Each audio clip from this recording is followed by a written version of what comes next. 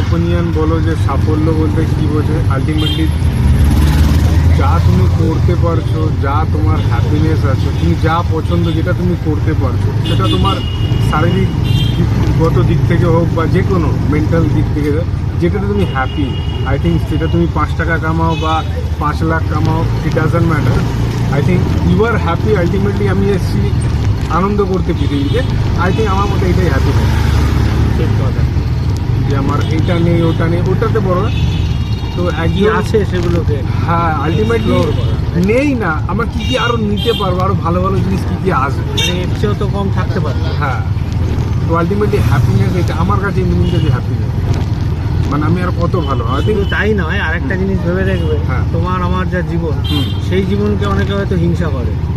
যার ধরো একটা হাত নেই, হ্যাঁ সে আমার দুটো হাত দেখে তার ভাবে ইস আমার যদি দুটো হাত থাকতো, আমি তো তার চেয়ে সুখী আছি। হ্যাঁ এরকম ভাবে দেখলেই বোধ হয় হ্যাপিনেস অনেক কাছাকাছি চলে আসে। বাট ওই দিক দিয়ে লোক ভাবেই না, সবাই আগে ভাবে আমাকে কি ভাবে না নেই। মানে সারাক্ষণ ওটা ভাবলেও হ্যাঁ। হবে না, তাহলে তো তুমি কম্পিটিশনে আবার নামতে পারবে না। তোমাকে তো বেঁচে থাকতে গেলে, কিন্তু সেটা মিটে যাওয়ার পর বাকিটা যদি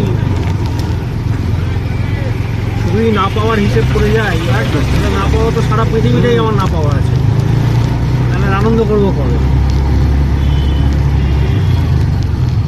তো লড়ে যেতে হবে আজকে। স্বামী বিবেকানন্দ 39 বছর বয়সে মারা যায়। 39।